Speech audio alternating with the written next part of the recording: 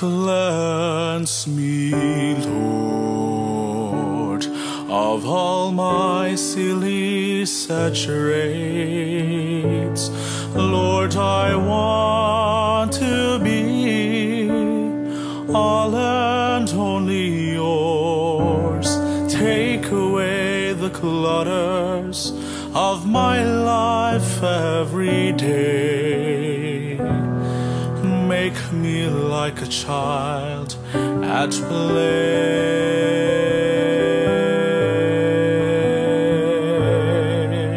When the time comes, I want you to know me. When the time comes, I wanna be there. When the time comes, I wanna be ready. When Jesus comes to take me home.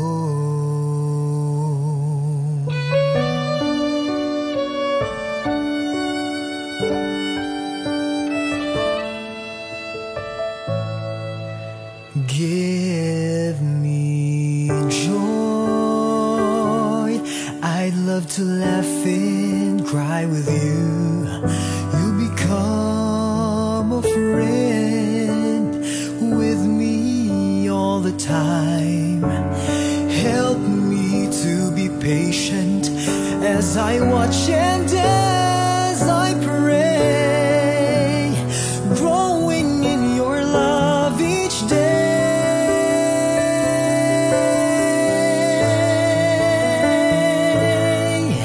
When the time comes, I want you to know me. When the time comes, I wanna be there. When the time comes, I wanna be ready.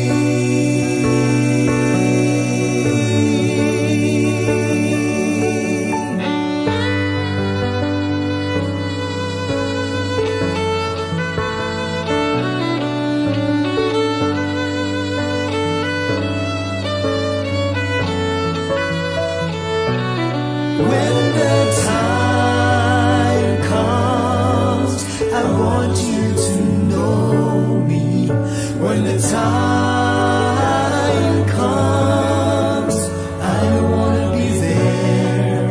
When the time comes, I wanna be ready. When Jesus comes to take me, Oh, when Jesus comes to take me. When my Jesus comes to take me. Take me.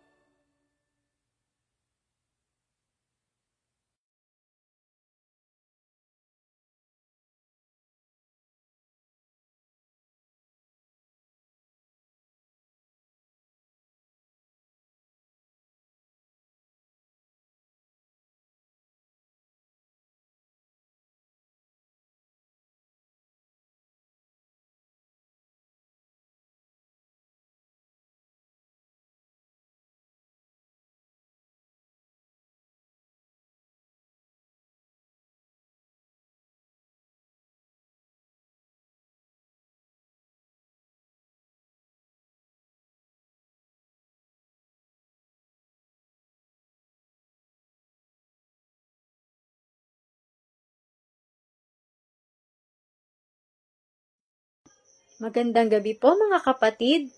Happy virtual midweek po. Sa pagsisimula po, atin pong awitin ang SDA Hymnal 328, sa mapalad na oras ng panalangin.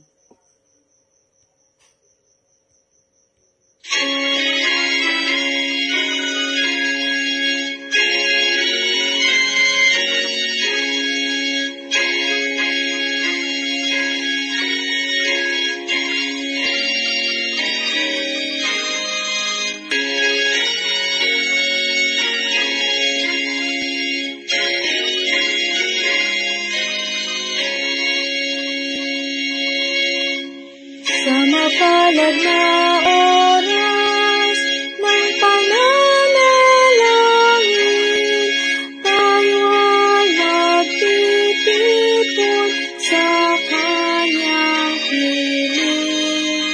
Tayo ay magsilapit kay Jesus na dilim.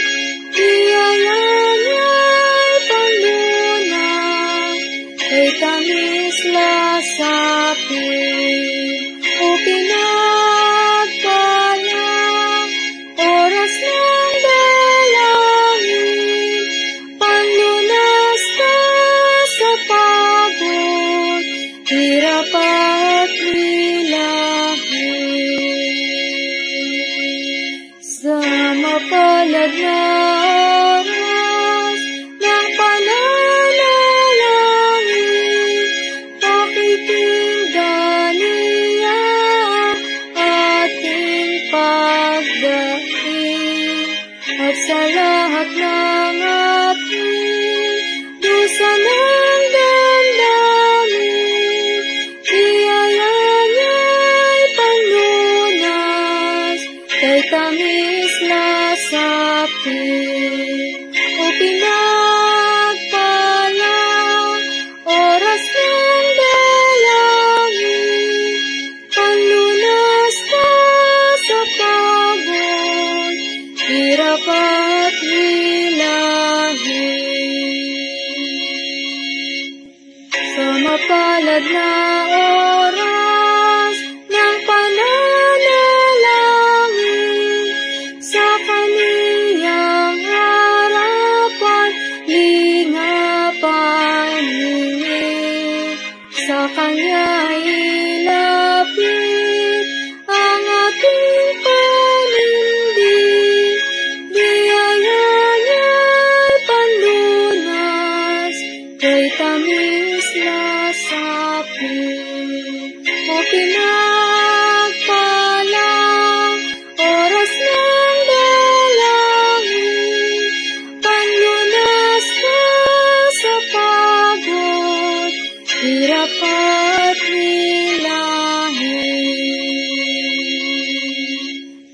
Sa mapalad na oras ng pananalangin, ay sumampalataya Kanyang diringgin, at ipagkaloob ang anumang hingin. Biyaya niya'y panlunas, kay tamis lasapin. O pinagpala, oras ng dalangin, biyaya niya'y panlunas, hirap at hilahin.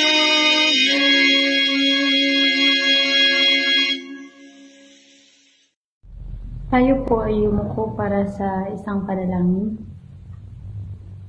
Dakila at mapagpalang Diyos, pinupuri ka po namin at pinasasalamatan, Panginoon, sa gabing ito na kami ay nagtipon-tipon sa pamamagitan ng Zoom, Father. Nawa, Panginoon, ang bawat isa na nakikinig at nakakakita ng aming virtual worship ngayong gabing ito ay patuloy na sumampalataya at patuloy na manalig sa inyo. Ikaw ang aming Diyos na makapangyarihan sa lahat, Diyos ng langit at lupa, Ama, una at ang katapusan. Panginoon, sa gabing ito, sa paninimula ng aming pagsamba sa iyong dakilang pangalan, amin pong Idinadalangin, Panginoon, ang bawat isa sa amin na nakikinig, na patuloy hikapin ang aming mga puso't isipan na mag-focus sa iyong mensahe, Panginoon, upang ang bawat isa sa amin ay magkaroon ng encouragement at magkaroon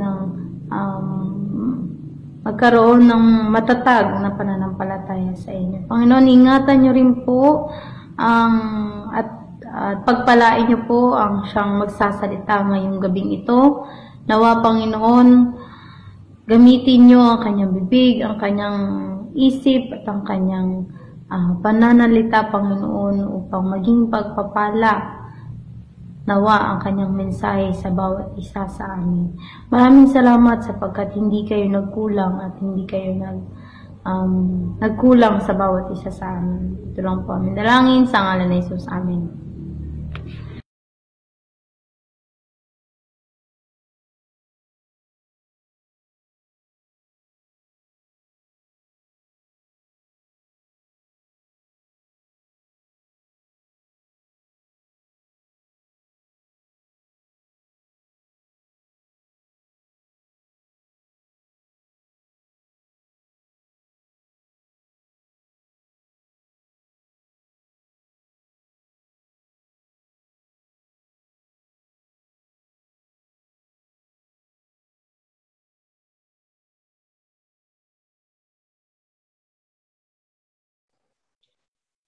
Isang maliwalas at magandang gabi po sa ating lahat. Sa aming mga mahal na kapatid, sa aming mga kaibigan, at sa aming po mga Facebook viewers, welcome po sa ating lahat. Ngayon po sa kalagitnaan ng ating isang linggo ay magkakaroon po tayo ng pagpupuri sa ating Panginoon ngayon dito sa ating midweek worship.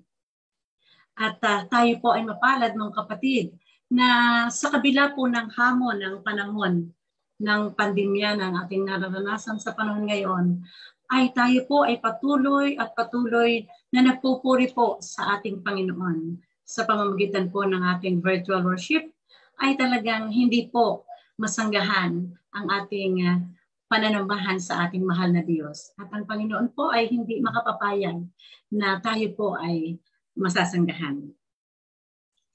Ang ating pong programa ngayong gabi ay dala sa atin ng Lutukan Seventh-day Adventist Church. Ang nagpaawit po sa atin ay ang ating kapatid na si Sister Jacel Cadiz. At ang atin pong nanalangin ay ang isa po sa ating guro sa Lutukan Adventist Elementary School, si Ma'am Ann Patalinho. At ang inyong pong lingkod na nag-welcome, Sister Flor Dagos. At pagkatapos po nito ay pariringgan po tayo ng isang awit papuri sa ating mahal na Panginoon na ipagkakaloob naman po ni Sister May Montañez Buendia. At mapalad po tayo dahil ang ating magiging panauhing tagapagsalita ngayong gabi ay ang ating pong Executive Secretary mula sa South Central Luzon Conference sa San Pablo City, sa katauhan po ng ating mahal na pastor, Pastor Jasper Flores. At magkakaroon po tayo ng mga ipapanalangin po natin ang ating mga prayer request, na yun pong mga ating i-request ay atin pong i-chat sa ating chat box, at nakahanda po si Sister Lulit Obon para po idalangin niya at ilapit po sa ating Panginoon ang lahat po ng mga kahilingan na atin pong i-request ngayong gabi. At aawitin po natin sa pangunguna din po ng ating chorister na si Sister Jacel Cadiz ang awit sa pagsamba may bilang 1 to 4. Ako ngayoy malapit na. At mananalangin po sa pagtatapos ang ating naging tagapagsalita, Pastor Jasper Flores. Maraming salamat po at tunghayan na po natin ang isang tanging bilang na ipagkakaloob po ni Sister May Buendia. Sister Jacel Cadiz, ang awit sa pagsamba may bilang 1 to 4. Ako ngayoy malapit na. At mananalangin po sa pagtatapos ang ating naging tagapagsalita.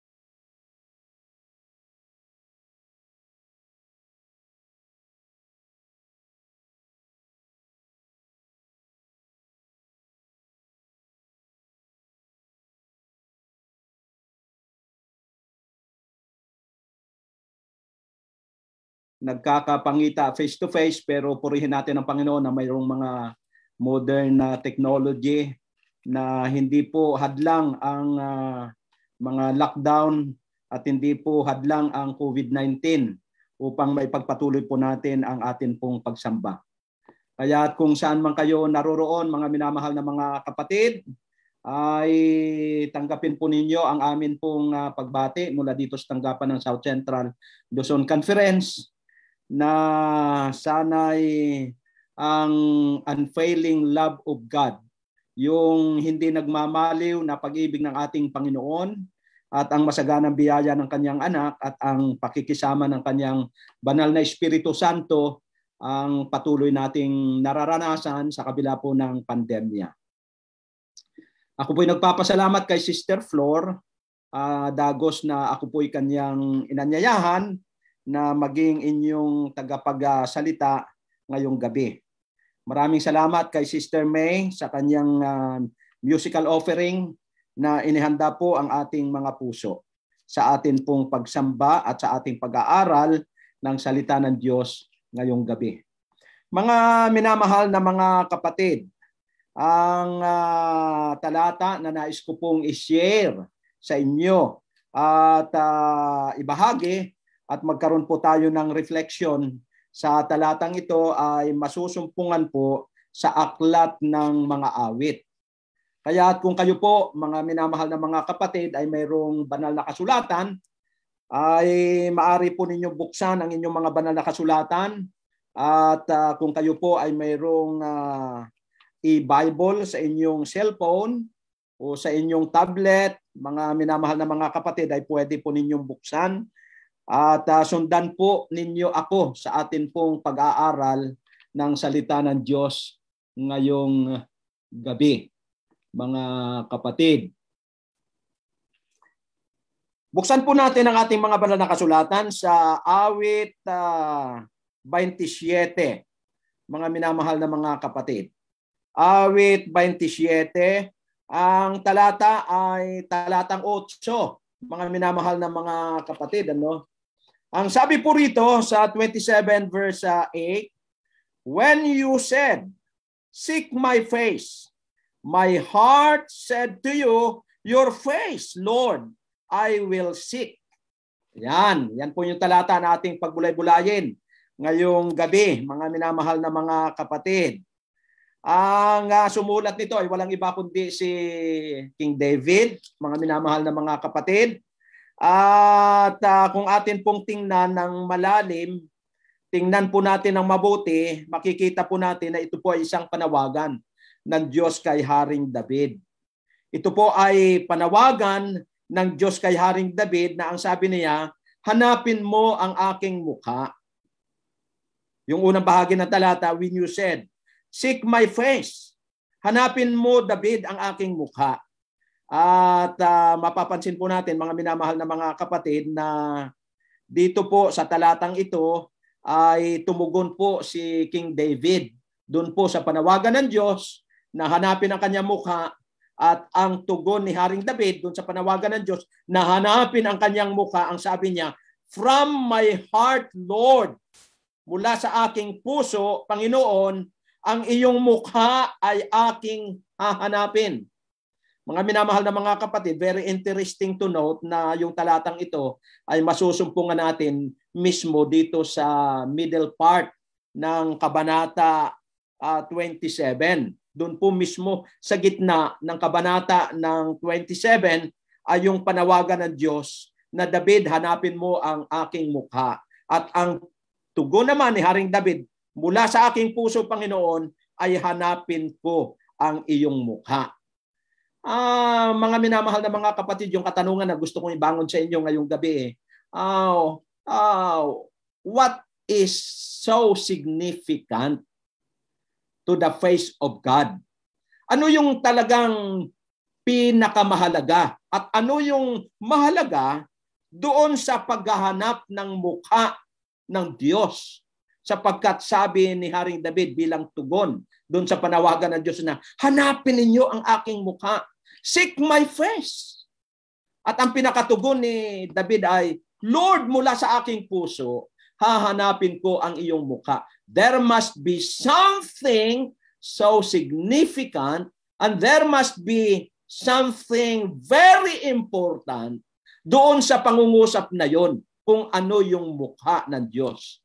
Kaya mga minamahal na mga kapatid, gusto kong ibahagi sa inyo yung pag-aaral tungkol po sa mukha ng Panginoon. Towards the theology of the face of God. Why is it so important for King David sa kanyang response na hahanapin niya ang kanyang mukha? At ito rin po ang gusto kong maikintal sa ating mga puso ngayong gabi, mga minamahal na mga kapatid, kung saan man kayo naroroon ngayon sa panahon ng pandemya. Ito po ang tamang panahon na hanapin natin ang mukha ng ating Panginoon. Ano ba talaga ang mukha ng Panginoon na kung bakit kinakailangan nating hanapin? Kagaya po ng nakatala sa talatang 4, dito rin po sa Psalm 27, ang sabi rito ay, one thing I have desired of the Lord, that I will seek the face of the Lord. Hindi ba napakaganda na ang sabi ni Haring David, yung isang bagay na aking ninanasa, yung isang bagay na aking hinahanap, ang pinakananasa kong na isang bagay ay hanapin ang mukha ng Diyos. Kaya ang sabi niya sa versikulo 9, mga minamahal na mga kapatid, do not hide your face from me. Huwag mong itago, Panginoon, ang iyong mukha sa akin. At kung babasahin natin sa ibang talata, ay Panginoon, ang sabi ni Haring David ay, Panginoon, hanggang kailan itatago mo ang iyong mukha sa akin? Yung mga pangungusap na ito, mga minamahal na mga kapatid, ang sabi ni Haring David na, Panginoon, huwag mong itago iyong mukha mo sa akin, ay nagbibigay sa atin ng kamalayan, unang implication na there was a time in the life of David na ang kanyang pakiramdam ay itinago ng Diyos ang kanyang mukha mula sa harapan ni David. Ngayon, kung pag-aralan natin yung buhay ni David, mga minamahal na mga kapatid, tayo naman ay aware at alam naman natin yung buhay ni Haring David, ako po ay naniniwala na nung sinabi ni Haring David na, Panginoon, hanggang kailan mo itago ang iyong mukha sa aking harapan? Ay ito yung panahon na si Haring David ay nagkaroon po ng malaking kasalanan sa harapan ng Panginoon. Alam naman natin yung mga kasalanang nagawa ni David. Naalala po ninyo, mga minamahal na mga kapatid, yung karanasan na si David ay lihim na kanyang pinanukala na gawaan ng yung plot, itong si Uriah, sapagkat itong si Uriah ng kanyang asawa ay si Bathsheba ay nagustuhan ni Haring David. Alam naman natin yung istorya, mga minamahal na mga kapatid. Alam natin na sa istoryang ito, nagkasala si Haring David ang tinatawag nating adultery. At hindi lamang yung adultery, yung kanyang naging kasalanan, kundi nagkasala pa siya ng tinatawag nating murder. Sapagkat ginawa niya ng paraan na itong si Uriah ay mapatay sa labanan upang kanyang mapasa kanya si Bathsheba. Lihim niyang ginawa ng paraan. Subalit ito'y hindi lihim sa harapan ng ating Panginoon. At nung nirebuke po siya sa pamamagitan po ni Propeta Nathan, mga minamahal na mga kapatid, yung malaking kasalanan na kanyang nagawa, ay doon po niya na-realize ang napakalaking kasalanan na kanyang nagawa sa harapan ng Panginoon. At yun po yung time sa buhay ni Haring David, mga minamahal na mga kaibigan at mga kapatid, na ang pakiramdam ni Haring David ay itinago ng Diyos ang kanyang mukha mula sa kanya. Kaya't yung kanyang panalangin, Lord, hanggang kailan mo itatago ang iyong mukha sa akin? Naalala ko, mga minamahal na mga kapatid, ito rin po yung karanasan ni Eva at ni Adan. Kung ating babalikan, mga minamahal na mga kapatid, ang tala ng banal na kasulatan sa aklat po ng Genesis, chapter 2, verse 7, ang sabi rito, and the Lord God formed man of the dust of the ground, and breathed into his nostrils the breath of life, and man became a living soul.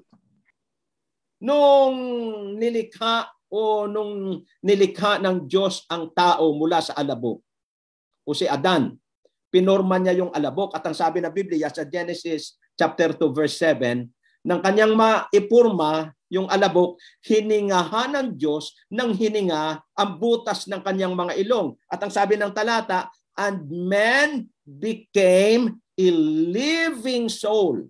Nang iminulat ni Adan ang kanyang mata, ang unang nakita ni Adan ay ang mukha ng kanyang manlalalang. Siyempre, nung hiningahan ng Diyos yung alabok, ay nung iminulat ni Adan, ang sabi ng Biblia, and man became a living soul. Kaya ang unang nakita ni Adan ng kanyang binuksan, ang kanyang mata ay ang mukha ng Diyos. Face to face, very close. Napaka-close sila, face to face. Kaya't ang implication, mga minamahal na mga kapatid, ang gusto ng Diyos sa paglalang sa tao ay magkaroon tayo ng close connection, close relationship, close na pakikipag-ugnay. Kaya't ang sabi ng Biblia, face to face. Kaya't si Adan, mga minamahal na mga kapatid, ay nagkaroon ng malapitan na relasyon sa kanyang manlalalang. Face to face. Nakikipag-usap siya sa kanyang manlalalang face to face. At maging si Eva, si Adan at si Eva, yung ating unang mga magulang, nakikipag-usap sila face to face sa Panginoon. Ngayon nga, gawa ng COVID-19, mga minamahal na mga kapatid, hindi na tayo nakikipag-usap sa isa't isa ng face to face. May mga hadlang na. May mga hadlang na itong COVID-19, yung mga lockdown na yan, yung mga protocols na yan, yung mga health protocols ay hadlang upang tayo ay makipag-ugnayan ng face-to-face sa isa't isa. Sa banal na kasulatan, ganun din po, mga minamahal na mga kapatid, mayroong hadlang sa pagitan ng tao at ng Diyos na ano pat ang tao ay hindi na pwedeng makipag-usap sa kanya ng face-to-face. At kung babasahin po natin ang aklat ng Isaiah 58 verse 2, ano po yung mga hadlang na yon? Dahil po sa pagkakasala ng tao. Dahil po sa ating mga kasalanan ay meron ng pagitan sa Diyos at sa tao na ano pat hindi na natin makausap ang Diyos ng mukhaan. Subalit, ang panawagan, mga minamahal na mga kapatid, ay hanapin ninyo ang aking mukha. Hanapin ninyo ang aking mukha. Ito din po ang panawagan ni Juan. Ito rin ang panawagan ng ating Panginoon kay Haring Solomon. Mababasa po natin yan sa 2 Chronicles chapter 14 verse 7. Yun pong palagian natin kinukot na talata. If my people, di ba? Sabi doon, kapag ang aking bayan na tinawag ko sa aking pangalan, di ba? Ang sabi doon ay magpapakumbaba, pagkatapos ay manalangin, at pagkatapos ay hanapin ang aking mukha. O, tandaan po ninyo, mga minamahal na mga kapatid, if my people, yung aking bayan na tinawag sa aking pangalan, ay magpapakumbaba una, pagkatapos ay manalangin, at pagkatapos ay hanapin ang aking mukha, ay didinggin ko ang kanilang mga panalangin. Paggagalingin ko ang kanilang mga lupain. O, hindi ba maganda yan, mga minamahal na mga kapatid, na hanapin natin ang ating Panginoon yung kanyang mukha. Kaya napagandang pag-aralan, mga minamahal na mga kapatid, yung mukha ng ating Panginoon. Alam po ninyo sa salitang Hebrew, yung face ay panim. Ito po ay Hebrew word, panim, na binanggit ng 2,140 times sa salitang Hebrew, sa Hebrew Bible. Maraming beses na binanggit yung panim. At yung panim, mga minamahal na mga kapatid, ay mayroong dalawang kahulugan. Yung salitang Hebrew na panim. Ang una po, ang tinutukoy kapag binanggit yung salitang panim, ang tinutukoy ay literal na mukha. Yan pong una. Ang ikalawa, kapag binanggit yung salitang panim, ang ibig sabihin ay presence. Kaya mayroong dalawang kahulugan, mukha at saka yung presence. Kapag sinabi natin na hahanapin ko ang mukha ng Diyos, ang ibig sabihin lamang, hahanapin ko ang kanyang presensya. I will seek His presence. Ang katumbas niyan ay hinahanap mo ang mukha ng Diyos. Kaya kapag hinahanap mo ang mukha ng Diyos, ang ibig sabihin at ang kahulugan, hinahanap mo ang kanyang presensya. Hinahanap mo ang kanyang kaluwalhatian. Sa Bibliang Griego naman, sa New Testament, mga minamahal na mga kapatid, yung katumbas ng panim ay prosopon. Prosopon sa wikang Griego. Na yung salitang Griego na prosopon, mayroon din pong dalawang kahulugan. Pareho din po sa wikang Hebrew, ng unang kahulugan ay literal na mukha at ang ikalawang kahulugan ay presensya. Kaya maging sa Hebrew at maging sa Griego, mga kapatid, ay pareho po ang kahulugan. Na kapag sinabi natin, hahanapin ko ang mukha ng aking Panginoon, ang ibig sabihin ay hahanapin ko ang kanyang presensya. Hahanapin ko yung kanyang presence. Kagaya ni Adan, nang iminulat niya yung kanyang mata, siya'y nasa harapan ng presensya ng kanyang manlalalang. Siya'y nasa harapan, face to face, literal na mukha, sa harapan siya ng kanyang manlalalang at sa harapan siya ng presensya ng ating Panginoon. Kaya't mga minamahal na mga kapatid, sa mga panahon na kagaya nito ng pandemya, ay napakahalaga na hanapin natin ang mukha ng ating Panginoon. Alam po ninyo, mga minamahal na mga kapatid, sa banal na kasulatan ay mayroon pong magandang istorya tungkol po sa mukha ng ating Panginoon. Ano po? At gusto ko pong anyayahan kayo para ating alamin po kung ano talaga yung istoryang ito. Ito po ay masusumpungan sa aklat po ng Genesis chapter 32 at saka yung chapter 33. Mga minamahal na mga kapatid. Mayroong isang talata rito na masusumpungan sa Genesis 32 verse 20.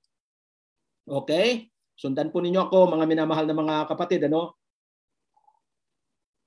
Sundan po ninyo ako sa Genesis chapter 32 verse 20.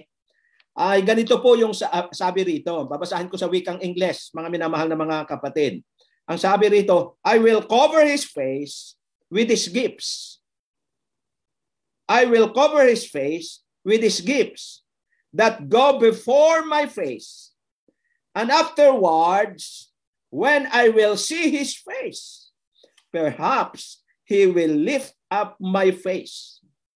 Okay, I would like you to notice, friends, my brothers and sisters, that in this particular passage, sa verse na ito, 4 na beses na binanggit yung salitang face. 4 na beses na binanggit yung salitang face.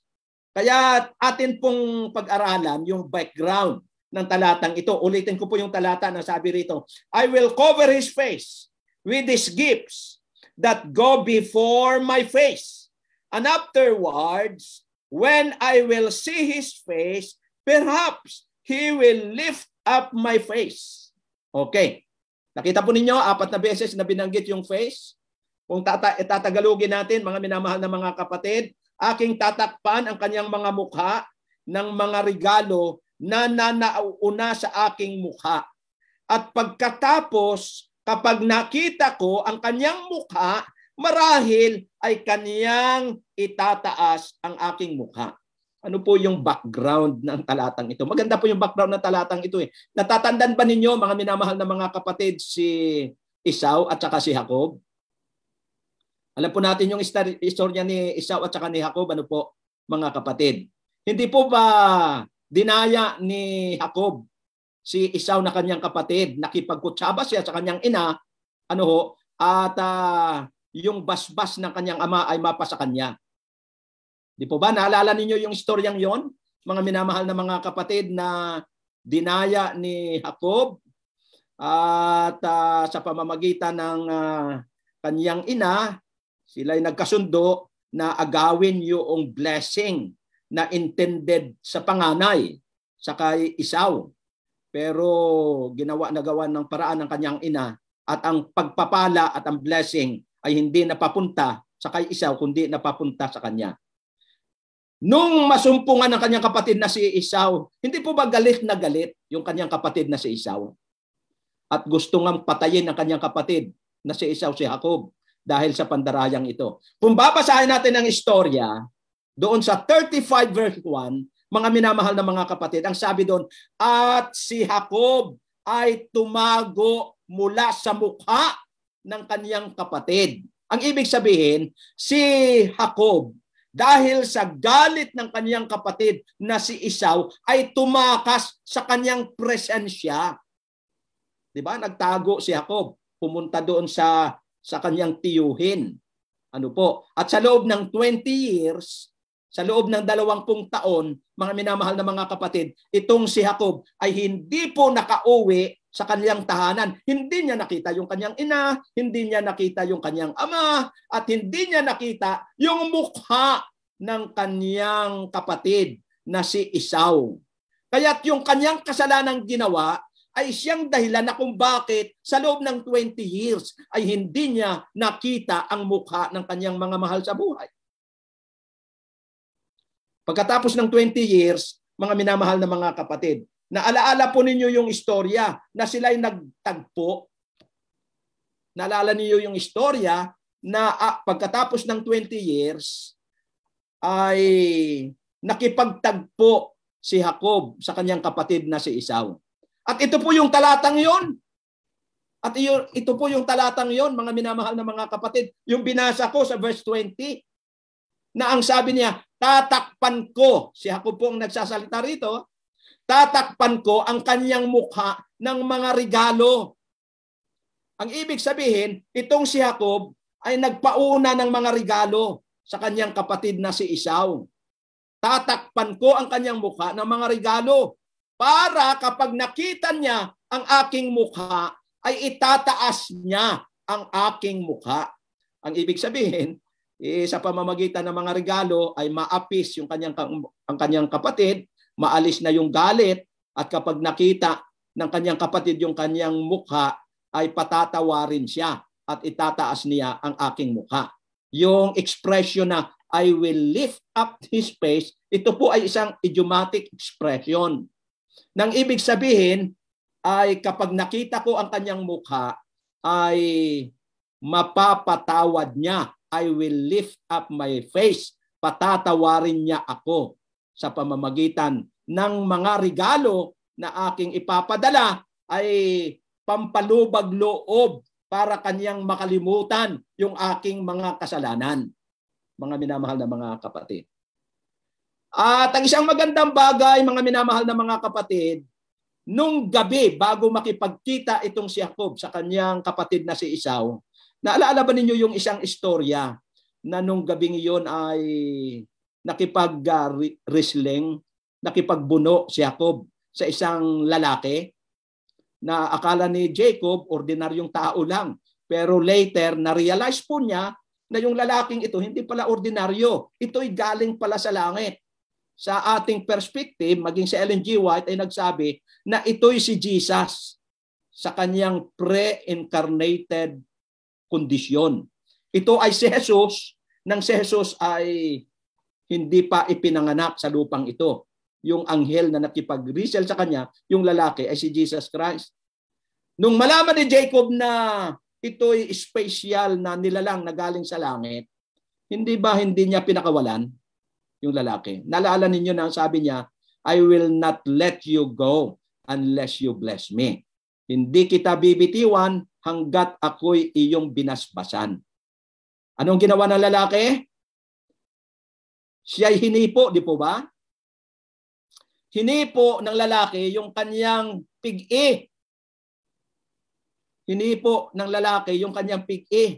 At nung hinipo ng lalaki yung kanyang pig-i, ang sabi ng talata, mga minamahal na mga kapatid, na-dislocate yung kanyang joint. Yung kanyang joint sa kanyang pig-i, na-dislocate na. Kaya kinabukasan, hindi na siya makalakad ng maayos.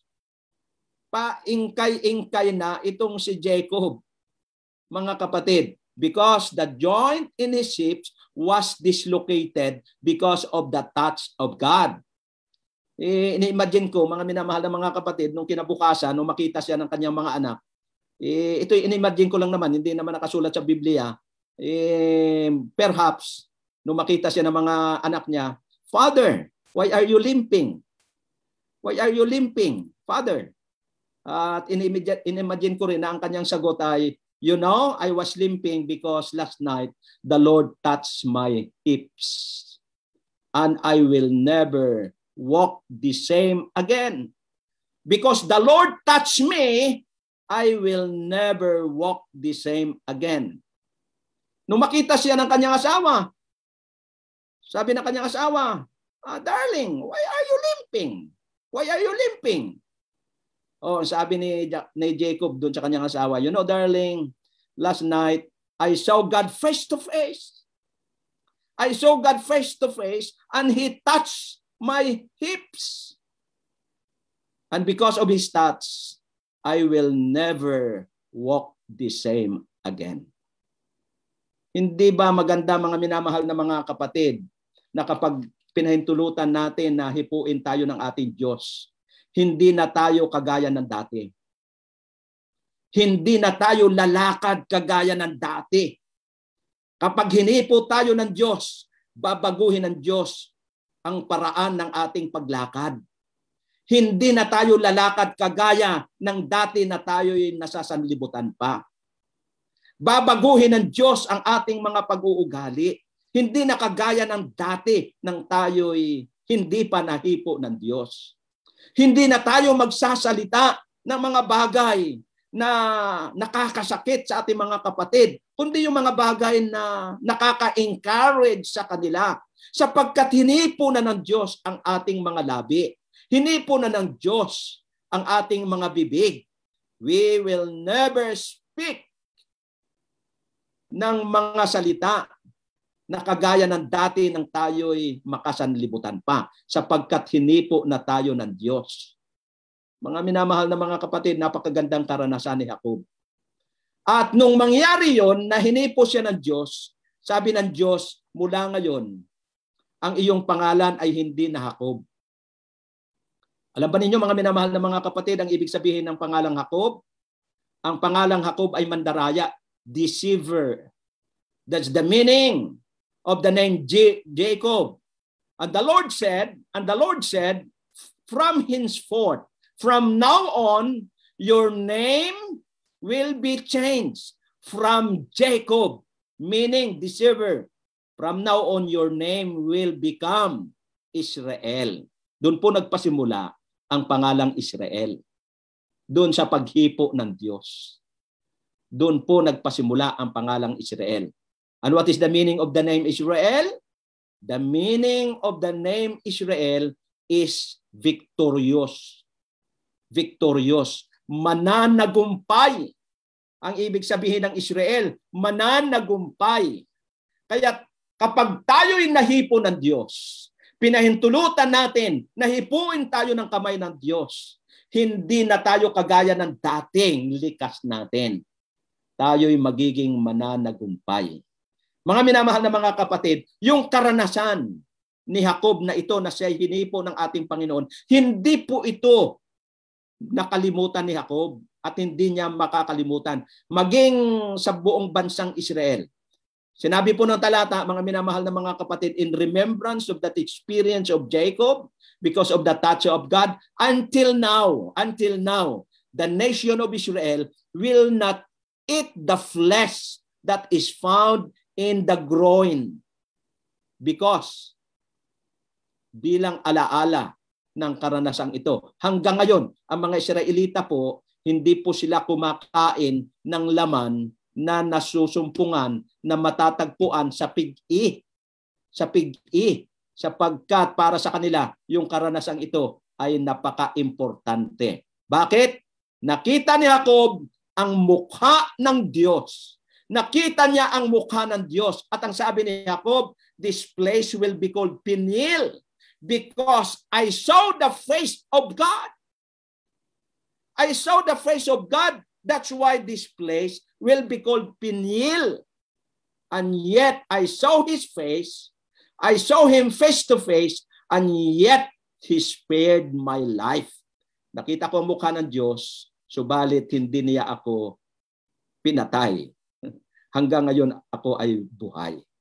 Kinabukasan, mga minamahal na mga kapatid, nagkita po itong si Jacob at saka yung kanyang kapatid. At nung makita ni Esau ang mukha ng kanyang kapatid, ang sabi ni Jacob, nakita ko ang mukha ng Diyos sa mukha ni Esau. Yan ang sabi ng talata. I saw the face of God from the face of my brother Esau. Ngayon, bakit nasabi po ni Jacob, mga minamahal na mga kapatid, na nakita niya ang mukha ng Diyos sa mukha ni Esau? Alam ba ninyo, mga minamahal na mga kapatid, ang dahilan na kung bakit sinabi ni Jacob na nakita ko ang mukha ng Diyos sa mukha ni Esau? Sapagkat nagawang napatawad ni Jacob ang kanyang kapatid. Napatawad ni Esau ang kanyang kapatid na si Jacob sa kanyang pandarayang ginawa sa kanya. Nagkaroon po ng reconciliation. Nagkaroon po ng pagkakasundo si Esau at saka si Jacob. Kaya't noong pinatawad siya ng kanyang kapatid na si Esau, ang sabi ni Jacob, nakita ko ang mukha ng Diyos sa mukha ni Esau. Anong ibig sabihin nito, mga minamahal na mga kapatid? Kapag tayo po pala ay marunong magpatawad sa ating mga kapatid, nakikita ng mga tao ang mukha ng Diyos sa ating mukha. Kapag marunong tayong umunawa sa kanila, marunong tayong magpatawad sa kanilang mga kasalanan, anumang mga kasalanan yan, mga kapatid, kagaya ng ginawa ng Diyos, hindi tayo karapat-dapat, pero dahil sa kanyang biyaya, pinatawad niya tayo sa ating mga kasalanan. At kung ganun din po tayo sa ating mga kapwa na nagkasala sa atin, marunong tayong magpatawad sa kanila, nakikita nila ang mukha ng Diyos sa ating mga mukha. Hindi po ba napakaganda? Hindi po ba napakaganda, mga kapatid? Tandaan po natin ang karanasan ni Jacob. Nakipagkita muna siya sa kanyang Diyos, face to face, bago po siya nakipagkita sa kanyang kapatid na si Esau. Palibhasay, inayos muna niya ang kanyang relasyon sa Diyos, nagkaroon po siya ng confidence upang harapin ang kanyang kapatid na si Esau. At bunga ng kanyang relasyon sa Diyos, napatawad siya ng kanyang kapatid na si Esau. Kaya't ang sabi niya, I saw the face of God in my brother's face. Mga minamahal na mga kapatid, sa pagtatapos, gusto ko pong sabihin sa inyo na kapag tayo po ay gumawa ng mabuti sa ating kapwa, ipakita natin ang ating compassion, ipakita natin yung pag-ibig sa ating kapwa, ipakita natin yung pagkikare, ipakita natin yung ating walang halong pag-alinlangan o pagdududa o yung buong-buong pagmamahal sa kanila, pagkikare sa ating kapwa, paggawa ng mabuti sa ating kapwa, nakikita po nila. Parang nakikita nila ang mukha ng Diyos sa ating mga mukha. Sa katapusan, mayroon pong karanasan si Elder Mark Pinley. O, kilala naman natin si Elder Mark Pinley, di ba? Yung evangelist natin, si Elder Mark Pinley. Isang araw daw, ayon kay Elder Mark Pinley, ay mayroong isang pulubi na lumapit sa kanyang sasakyan, sa kanyang kotse, at pagtapos nanghihingi ng limos. Nanghihingi ng limos. Ngayon, wala siyang maibigay, maliban na lamang doon sa isang mansanas, na kaisa-isang mansanas na kanyang itinira para kay Mrs. Pinley, para sa kanyang asawa. Pero nung makita niya yung pulubing ito, ay nahabag siya. Kaya ang kanyang ginawa ay ibinaba niya yung salamin ng kanyang sasakyan at inabot niya yung mansanas doon sa pulubi. Yung pulubi palibhasa ay gutom na gutom ay biglang kinagat yung mansanas. At napakalutong ng mansanas. At ng kanyang kinain at ng kanyang malumod ay tumingala sa langit yung pulubi. At ang sabi niya, "Thank you, Jesus! Thank you, Jesus." At nung makapagpasalamat na tumingala sa langit, ay tiningnan si Elder Mark Pinley. Pagkatapos sabi niya, you know, sir, you look like Jesus. You look like Jesus. Mga minamahal na mga kapatid, alam ko na ang ating mga kapatid sa Lutukan ay mayaman sa kawang gawa. Kapag ang pag-uusapan natin ay kawang gawa sa ating kapwa, ay alam ko na nangunguna po yung ating mga kapatid dyan sa Lutukan. Yung ating ECS dyan, ay alam ko na aktibo kayo sa pagtulong sa ating kapwa. Naunawaan natin, inaabot natin sila sang-ayon sa ating mga kakayanan. Ipagpatuloy po ninyo ito, mga minamahal na mga kapatid, sapagkat sa inyong paggawa nito, nakikita ng mga tao ang mukha ng Diyos sa ating mga mukha. Kaya kagaya ni Haring David, mga kapatid, hanapin po natin ang mukha ng Diyos. Paano natin hahanapin ang mukha ng Diyos? Sa pamamagitan po ng pagpapakita ng pag-ibig ng Diyos sa ating buhay. Sa pamamagitan ng pagtulong sa ating kapwa. Sa pamamagitan ng paghanap ng kanyang presensya. Sa pamamagitan ng paghanap ng kanyang pabor. Sa pamamagitan po ng paggawa ng mabuti sa ating kapwa, ay hinahanap natin ang mukha ng ating Panginoon. Pagpalain po tayo ng ating Panginoon at ako'y naniniwala na sana'y naging inspirasyon nating lahat ang ating pong pag-aaral. At kapag dumating na ang ating Panginoon sa ikalawa, makikita natin siya face to face. Mukha sa mukha, makikita natin siya at makakasama tayo sa langit na bayan magpawalang hanggan. Itong aking panalangin sa pangalan po ni Jesus. Amen. Amen. Amen. Maraming salamat po, Pastor, sa napapanahon at napakagandang mensahe. Kami po ay na-bless. Sana po maulit muli. Thank you, Pastor. Yes. Okay, welcome. Welcome po. Ngayon po, dahil po kalagitnaan ng isang linggo ng ating pananambahan, ay magkakaroon po tayo ngayon ng ating panalangin. Atin pong ibibigay ang ating mga prayer request dyan po sa ating chat box. At si Sister Lulit Ubon po ngayon ay nakahanda upang isa-isa po itong iluhod o idulog sa ating mahal na Panginoon.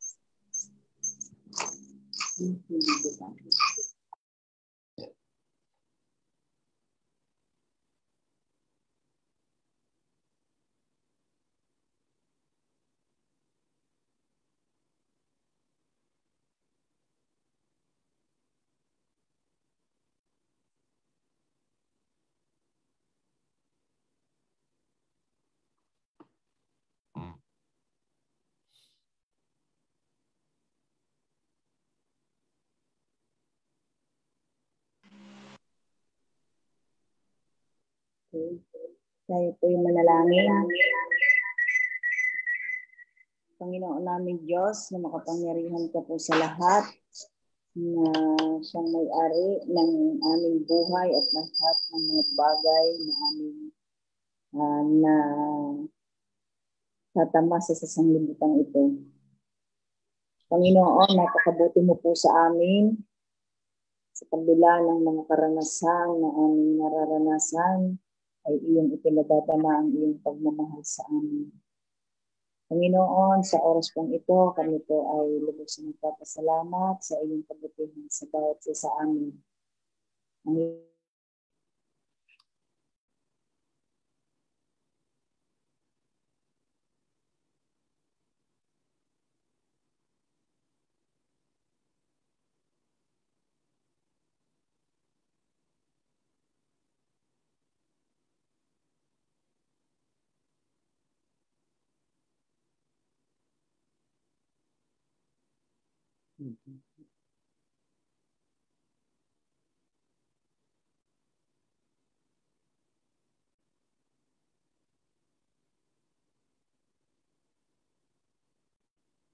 Si Base Yoshe po, Panginoon, sa kanyang nalalapit na vaccine.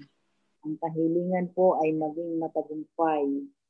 Ganon din po, Panginoon, ang online ministry na kahilingan ni Pastor Estrada. Panginoon, sana po ang mga ganitong kapamaraanan ay maging daan upang maraming mga kaluluwa ang patuloy na mailalapit sa iyo. Ganon din po, Panginoon, ang kahilingan ni Sister Wilma na mayroong sakit sa kanyang balikat. Panginoon, ikaw po ang aming dakilang manggagamot. Maaari po bang iyong idampulay ang iyong mapagpalang kamay ng may langis ng kagalingan upang maranasan ng aming kapatid ang iyong pagpapagaling. Ang kahilingan po ni Sister Cathy para sa mga mahal namin sa buhay, sa lahat na hindi pa namin kapanampalataya, Panginoon, tulungan niyo po na ang bawat pamilya namin kasama ng kahilingan ni Sister Cathy ay maging daan upang kami ay makapaglapit ng mga kaluluwa sa iyo sa aming mga mahal sa buhay. Ganon din, Panginoon, ang kahilingan ni Sister Flor na ang pag-iingat sa kanyang buong pamilya. Narito din po, Panginoon, ang pamilya ni Malo at Jerry Sibilia sa kanyang buong pamilya din, Panginoon. Sila po ay nasa hospital pa, pero sila, Panginoon, ay darama na ng kagalingan at kami po ay lubos na ng palataya at sila ng Panginoon ay lubos din nagtitiwala na walang pinakamabisang kagamutan kundi ang aming paglapit at ang iyong tulong sa mga doktor na gumagamot sa kanila. Ganon din, Panginoon, ang kahilingan para kay na Sister Awe, kay Abner, na meron din po silang karamdaman, sila po ay inuupo. Panginoon, sana po inyong tulungan sila na patuloy din na iyong pagalingin at huwag nang mahawahan ang kanyang mami at ang si Tali na siyang kasama nila sa tahanan. Ganon din, Panginoon, si Jaica de la Cruz, Panginoon, siya po ay COVID positive. Panginoon, tulungan mo din po ang kaibigan namin ito na siya po ay nasa Cavite. Nawa po, Panginoon, ay ang iyong patuloy na pag-iingat. Ganon din, Panginoon, ang pamilya ni Brother Benjo na meron din mga sakit. Tulungan mo din po, Panginoon, sapagkat wala po kami ibang magagawa kundi ang ilapit namin sila sa inyo. Sapagkat ikaw lamang po ang nakakaalam ng lahat sa amin, lalo po, Panginoon, sa aming mga kalusugan. Ibinadalain ko din po, Panginoon, sa iyo ang bawat sambahayan ng pamilyang Adventista, Panginoon. Sa mga karanasang ganito, Panginoon, na kami po ay hindi nakakapanambahan ng face-to-face, pero nandiyan, Panginoon, ang iyong habag para sa amin.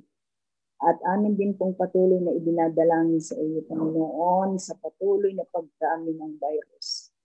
Panginoon, tulungan mo din po kami na mga patuloy nawa kami, Panginoon, na makadama ng iyong proteksyon. Patuloy namin hinihiling ang iyong pag-iingat at paggabay sa amin. Panginoon, kami po ay nagkakaroon ng mga pag-aanilangan sapagkat patuloy ang pagdami.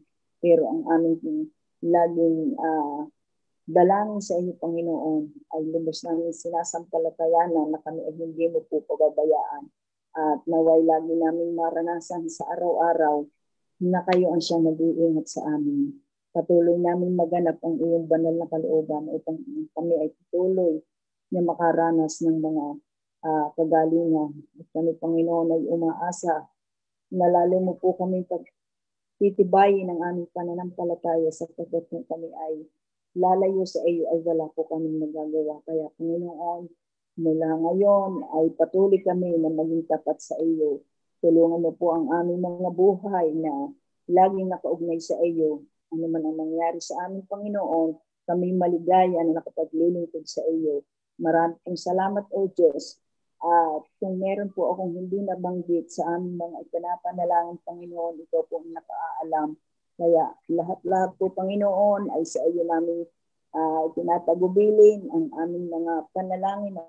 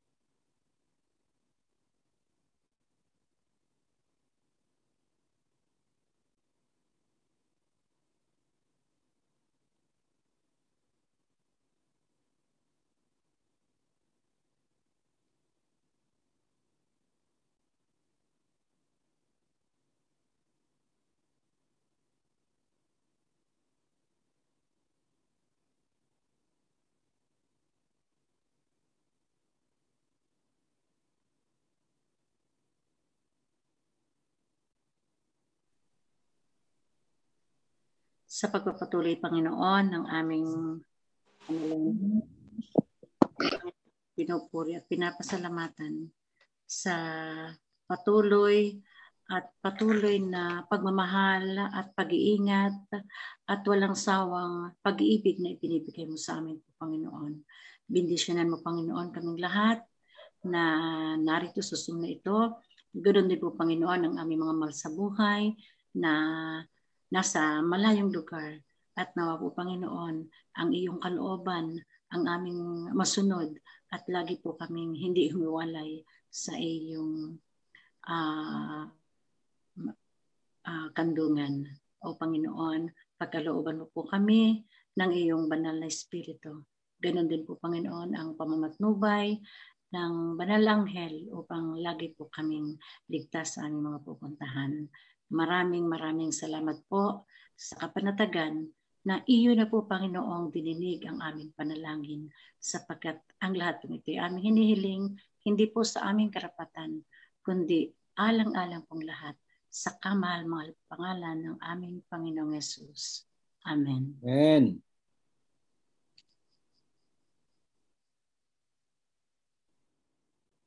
Magandang gabi po, mga kapatid. Happy Virtual Midweek po. Sa pagsisimula po, atin pong awitin ang SDA Hymnal 328 sa mapalad na oras ng panalangin.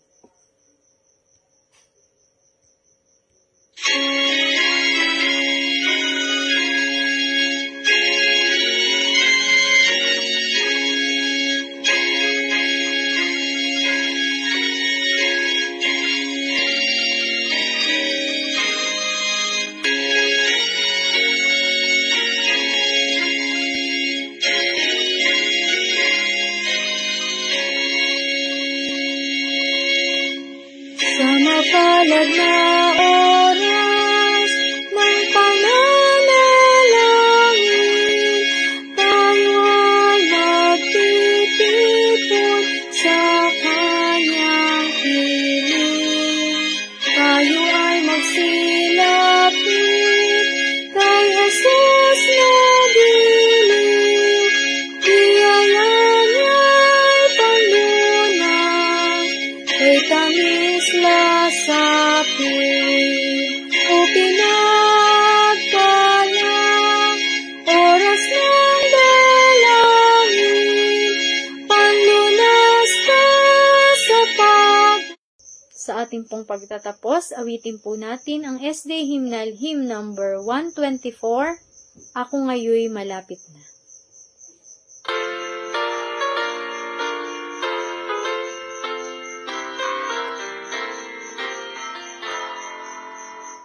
Ako ngayoy malapit na sa lupaing masagana, araw do'y maligaya't walang muntimang sakuna.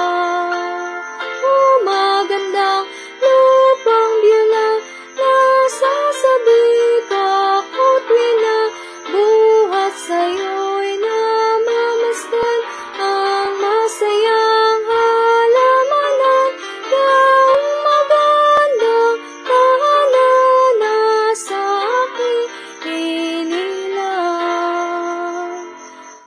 Parating akong kakbay na dakilang manunubos, siyang aking patnubay sa langit ng tuwa't lugod. O magandang lupang biyula, nasasabit ako't wina, buhat sa'yo'y mamamasdan ang masayang halamanan, yung magandang tahanan na sa aking inilang. Ang mga bulak